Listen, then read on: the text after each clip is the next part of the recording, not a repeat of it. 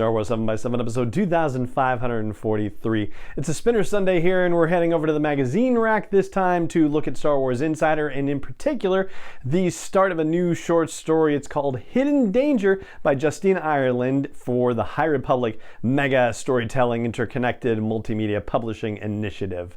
Punch it.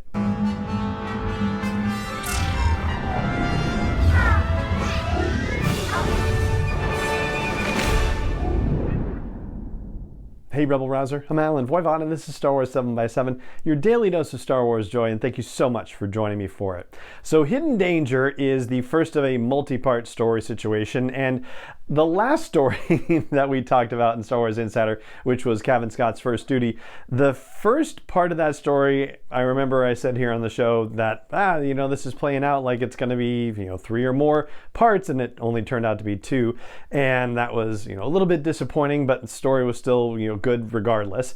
I feel like I'm in the same situation here with Hidden Danger. I wonder if you're feeling the same way, if you've had a chance to check out the story. And this is a full spoiler episode talking about Hidden Danger Part 1, but I don't know if I'm really going to go into serious spoilers or not. I'm just trying to tell you it's on the table, basically, but we'll see where this goes. So the concept of this story, like the whole framing situation basically, is that there's a galactic agriculture conference that's happening, and it's an annual thing, and it's going to happen at Starlight Beacon. So this is fantastic, especially when you consider that it's happening in the wake of an attack and an infestation by the Drengir on Starlight Beacon. And we talked about this briefly as part of the larger storytelling thing that we talked about in the first story arc of the High Republic comic series by Cavan Scott.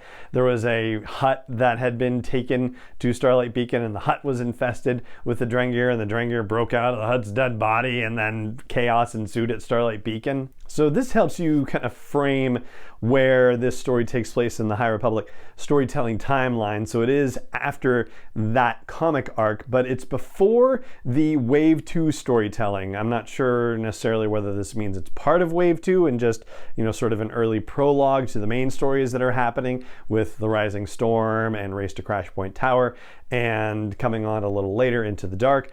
No, excuse me, Out of the Shadows. Got the wrong one. Anyway, so what we do know is it takes place, after the Wave 1 stories and before the Wave 2 stories, so somewhere in there. And everybody's on edge because of the Drengir thing that just happened. What a perfect time to have a galactic agriculture conference at Starlight Beacon, and that's part of the reason why I want this to be, more than just a 2-part story and more than just the one conflict that is unfolding or whatever that may be, because there's just so much fun that could potentially be had with all of these experts in agriculture and botany and biology all getting together right at this particular moment in time. And another cool thing about this particular conference is that it's the first time it's not being held on Coruscant, which is kind of a neat thing too. They're like, hey, let's put this Starlight Beacon thing to use. It's great. And there's a mention of shuttles being organized, so it's not everybody having to fend for themselves to get there, but shuttles are coming from 5 different planets, including Coruscant and Chandrila, which are, name-checked and known planets. But it's also fascinating that Onderon and Ord Mantell are mentioned as 2 of the 5 planets, and Raxus is the 5th one. But Onderon and Ord Mantell, because of the fact that they've just been brought up in the Bad Batch, now they're appearing here. It is kind of fascinating to see what planets pop up in what storytelling initiatives. And a lot of the focus of this story is on security at Starlight Beacon, obviously in the wake of the Drengir attack, but also with the knowledge that the Republic Fair is coming up, and this particular event, this agriculture conference, is sort of the first major event at Starlight Beacon after the inauguration and dedication of Starlight Beacon. And so they want to make sure that this goes off without a hitch, because they're kind of thinking of it as a prelude to what happens with the Republic Fair. Hey, if we can get this one all handled and squared away and work out just fine, then that's certainly a hopeful sign for the Republic Fair coming soon. There are camera droids that are apparently programmed with 3,000 plus aggression responses, being able to recognize those things. That's fascinating too. And there's a bit about locks being able to be sliced because of a certain character who pops up from a test of courage. It's Avon Starros, and if you are familiar with the Starros name from the comics, then that might give you a little zing because of Sana Starros, the woman who at one point said she was Han Solo's wife, but then we found out that they had just been pretending to be on a con and whatnot.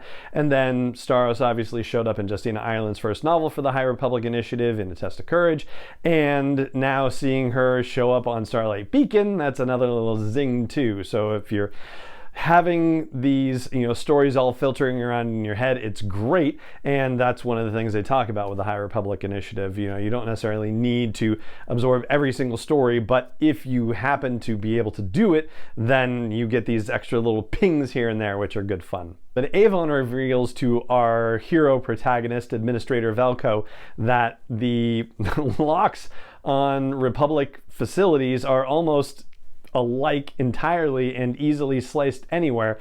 And unfortunately, Velko doesn't have time to address that situation because there's a fight breaking out between some botanists. I mean, we don't know for sure if they're botanists or biologists or whatever, but a botany fight.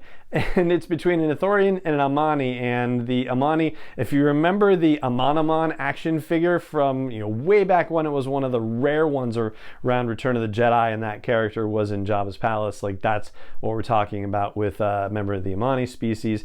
And they're getting into a brawl, and Gail Tarpfin, who is the Mon Calamari head of security, just zaps them. And there's a lot of consternation from like, you just zapped two of our colleagues. And yeah, honestly, it's probably the safest solution, but certainly not the most diplomatic one. But we don't get any chance to find out what they were fighting about because suddenly Estella Maru communicates with all security personnel and administrative personnel that there's a riot in progress in the dining facility and all Jedi and security personnel need to report there. And that's where we are left with the cliffhanger. Now, Avon Starros was heading with some sort of plants to the dining facility that allegedly needed the level of humidity that was in there as opposed to somewhere else in this station. And for some reason, Velko thought the vines kind of reminded her of Drengir, but they weren't attacking Avon, so she kind of thought, I'm just jumpy about stuff. But with a riot in progress, well, that doesn't necessarily sound like Drengir.